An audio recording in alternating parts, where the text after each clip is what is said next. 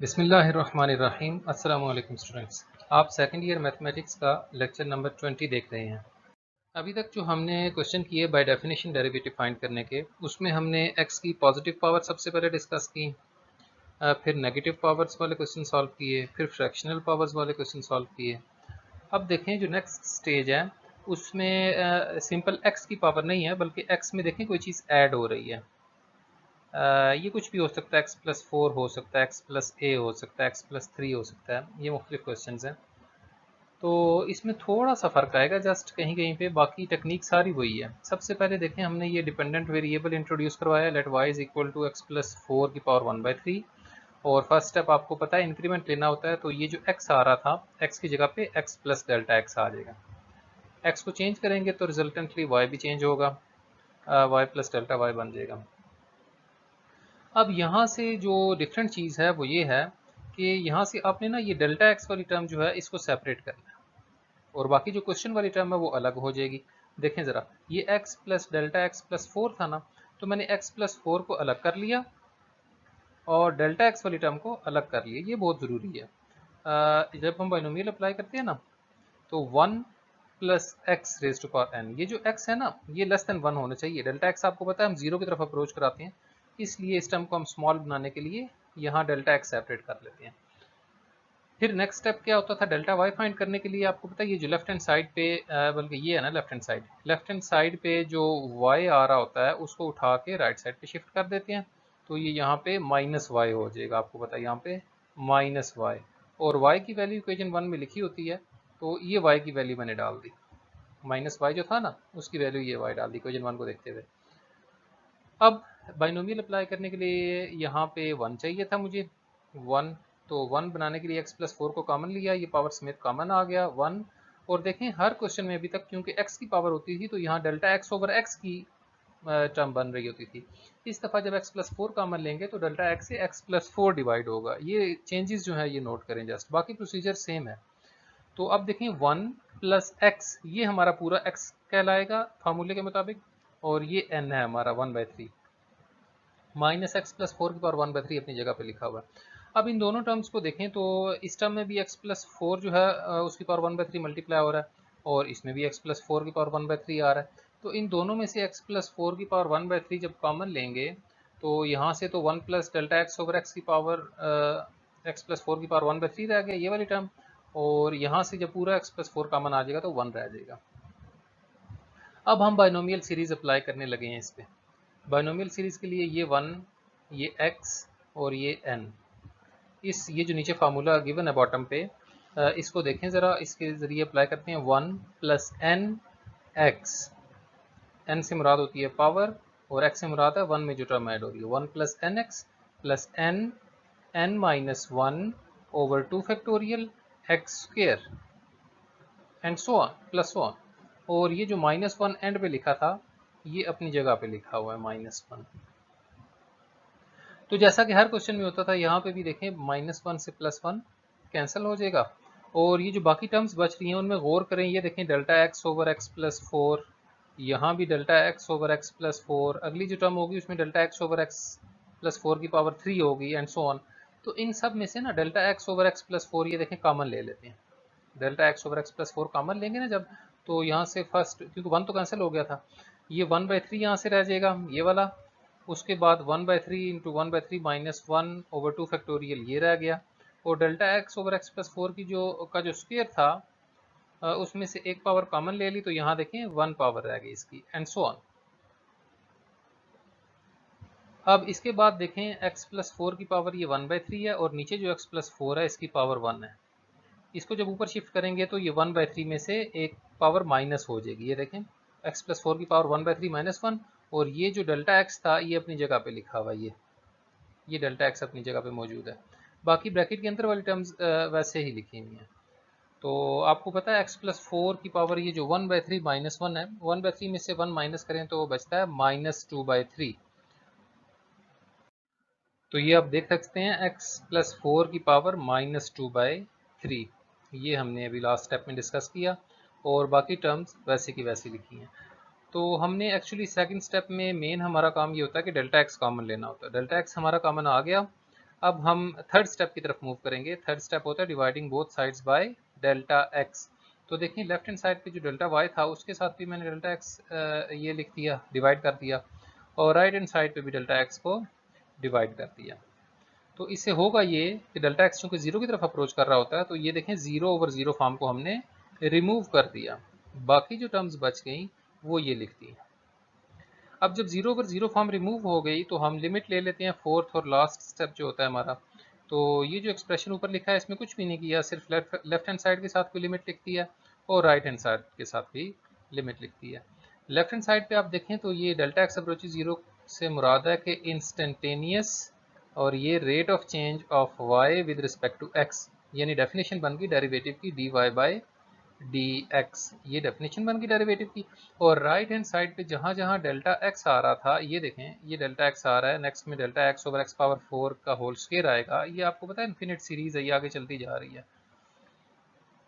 तो ये सब टर्म्स जो हैं जिनमें डेल्टा x आ रहा है ये सब अगली जीरो हो जाएंगी।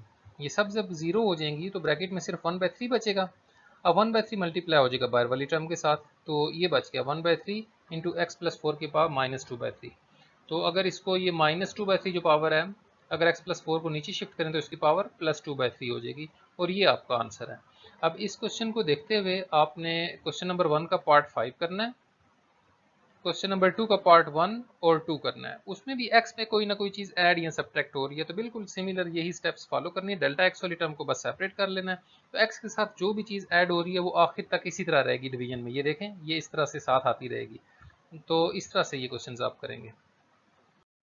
नेक्स्ट देखें एक्सरसाइज 2.2 का क्वेश्चन नंबर 1 पार्ट 4। कह रहा फाइंड फ्रॉम फर्स्ट प्रिंसिपल्स। आपको बताया था कि by definition, by first principles या बाय एब इनिशियो मेथड, ये एक ही टेक्निक के मुख्तलिफ नाम हैं। The derivative with respect to their respective independent variables, यानी जो इंडिपेंडेंट वेरिएबल है ना, अब इसमें मुख्तलिफ एक्स के अलावा भी कोई इंडिपेंडेंट वेरिएबल हो सकता है, तो जो सा वेरिएबल है उसके मुताबिक डिफ्रेंशिएट करना है। अभी जो फर्स्ट पार्ट हम कर रहे हैं पार्ट नंबर 4, इसमें 1 over a x plus b whole power 5 है।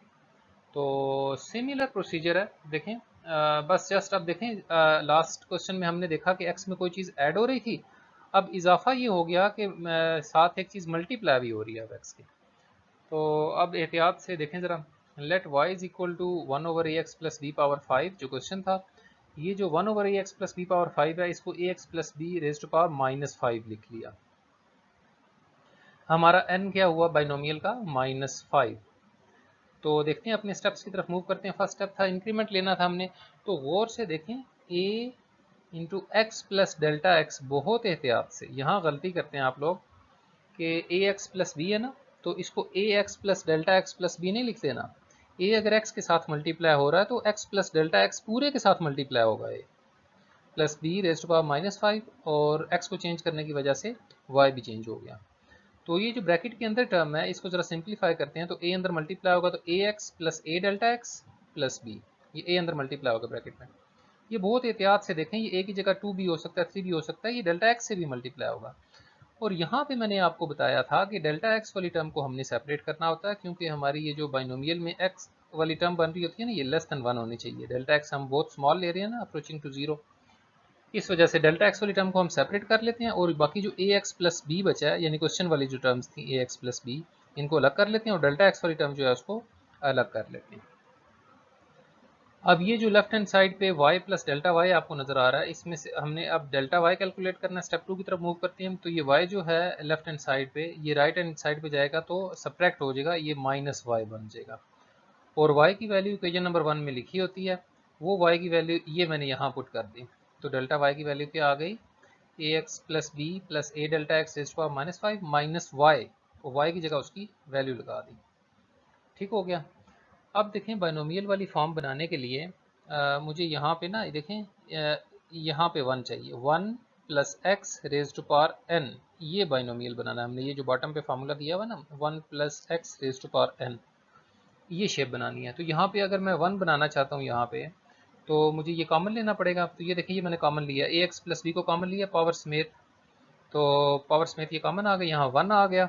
और ए डेल्टा एक्स वाली जो टर्म थी उसके साथ ये ए एक्स प्लस बी जो हमने कॉमन लिया ये डिवाइड हो गया, ये देख सकते हैं आप, ये डिवाइड हो गया और पावर उसी तरह से लिखी है। और नेक्स्ट टर्म जो थी माइनस ए एक्स प्लस बी की पावर माइनस 5 वो उसी तरह से लिखी हुई है, जैसा कि हर क्वेश्चन में होता है।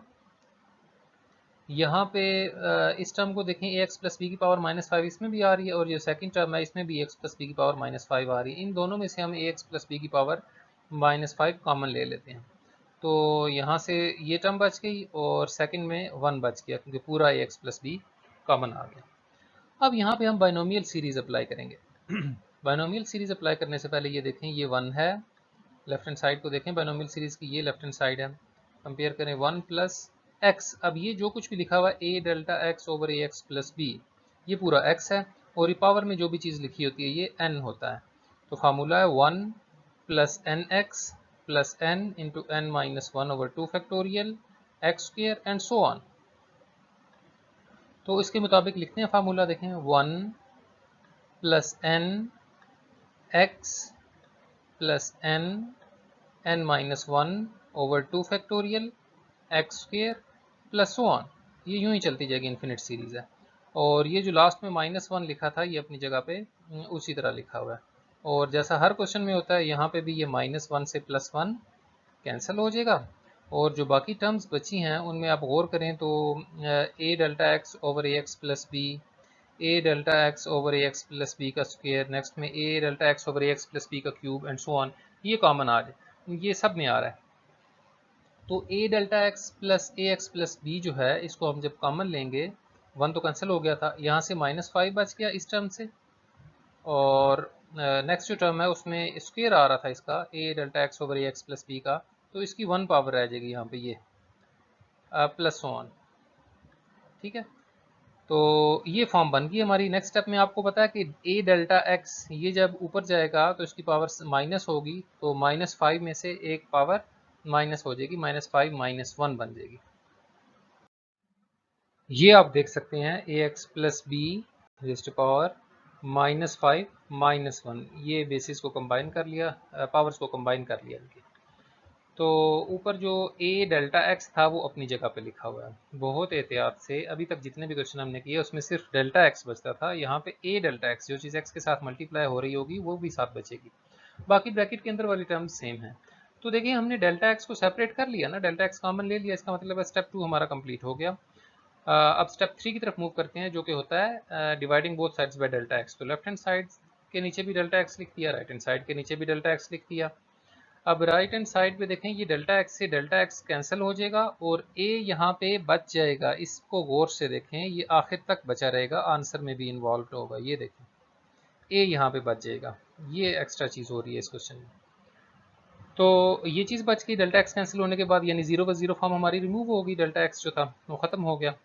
तो अब लिमिट ले लेते हैं, लिमिट है delta x approaches zero, left hand side के साथ भी लिखती और राइट हैंड साइड के साथ भी लिखती, बाकी कुछ भी नहीं छेड़ा। अब लेफ्ट हैंड साइड पे जब लिमिट लेंगे तो ये तो डेफिनेशन बन गई डेरिवेटिव की, तो इसको d y by d x लिख लिया। और राइट हैंड साइड पे ये देखें आप a delta x over a x plus b, next term में आएगा a delta x over a x plus b का whole square and so on. ये सब टर्म्स जो हैं ये जब जीरो से ये मल्टीप्लाई होगा, ज़ाहिर है ये वाली पूरी टर्म जीरो हो जाएगी और अगली भी तमाम टर्म्स जीरो हो जाएंगी। तो ब्रैकेट में माइनस 5 बचा। अब ये ब्रैकेट में माइनस 5 है और ये ए है और साथ ए एक्स प्लस बी की पावर माइनस 6 है। तो आंसर क्या बचा, ये माइनस 5 और ए, सॉरी यहाँ पे माइनस 5 भी है, माइनस 5 ए ओवर ए इंटू ए एक्स प्लस बी की पावर माइनस 6।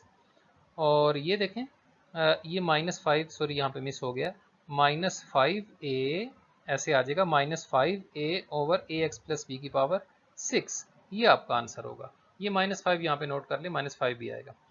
तो इस क्वेश्चन को देखते हुए आपने एक्सरसाइज 2.2 के क्वेश्चन नंबर 1 के पहले 2 पार्ट कर लेने हैं, उनमें भी वेरिएबल x ही है। इस लेक्चर का लास्ट क्वेश्चन देखें, क्वेश्चन नंबर 1 का पार्ट 3 एक्सरसाइज 2.2। ये क्वेश्चन है 3t + 2 रेज़्ड पावर -2। अब यहाँ पे इंडिपेंडेंट वेरिएबल जो है वो t है, तो प्रोसीजर में जहाँ जहाँ x आता था वहाँ वहाँ पे t आ जाएगा।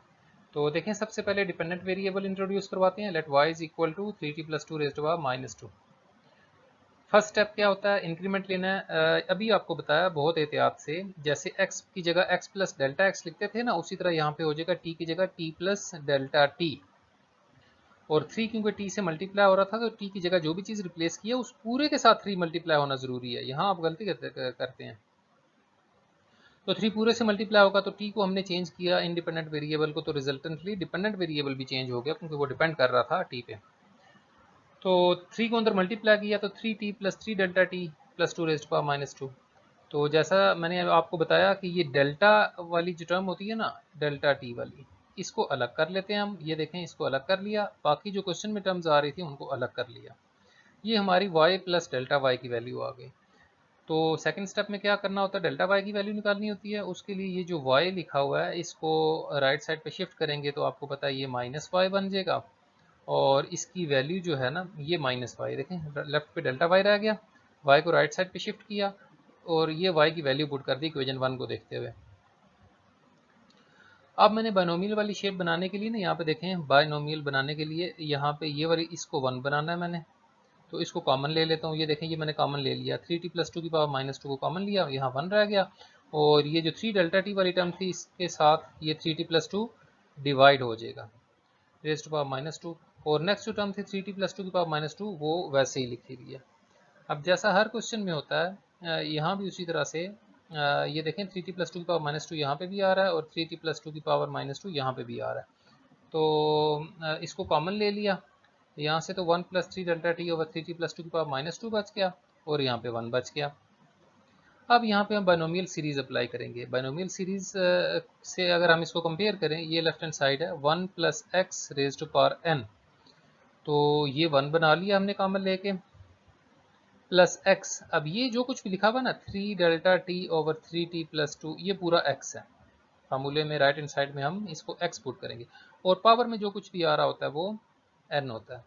तो देखें अब फार्मूला अप्लाई करते हैं। फार्मूला था 1 प्लस एन एक्स, ये n आ गया पावर, और x जो भी 1 में ऐड हो रहा है वो x होता है, 1 plus n x plus n minus 1 over 2 factorial x square plus 1। ये इन्फिनिट सीरीज है और ये जो माइनस 1 था हर स्टेप की तरह यहाँ पे भी अपनी जगह पे मौजूद है।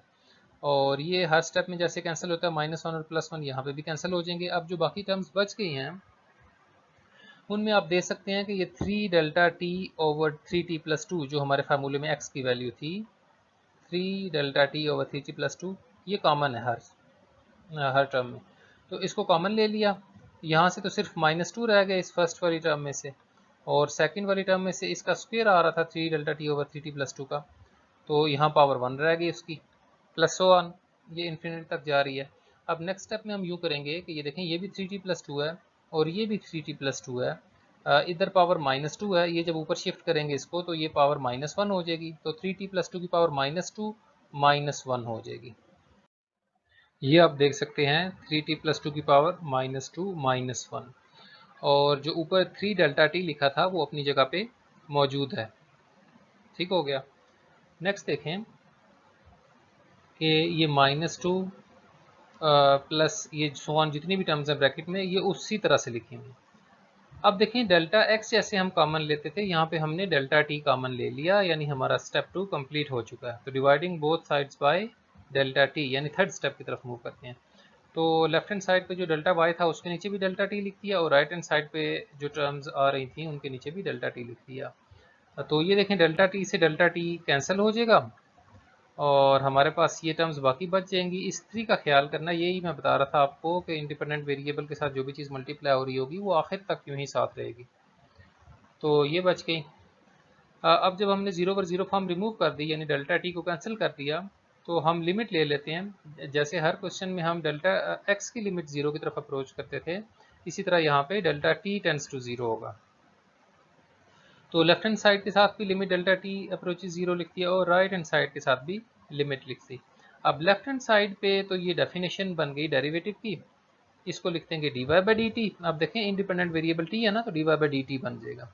और राइट हैंड साइड पे डेल्टा टी टेंड्स टू 0, तो डेल्टा टी तो यहाँ आ रहा है, ये 0 हो जाएगा, और नेक्स्ट टर्म्स में भी जिनमें हायर पावर्स आएंगी डेल्टा टी की वो सब 0 हो जाएंगी।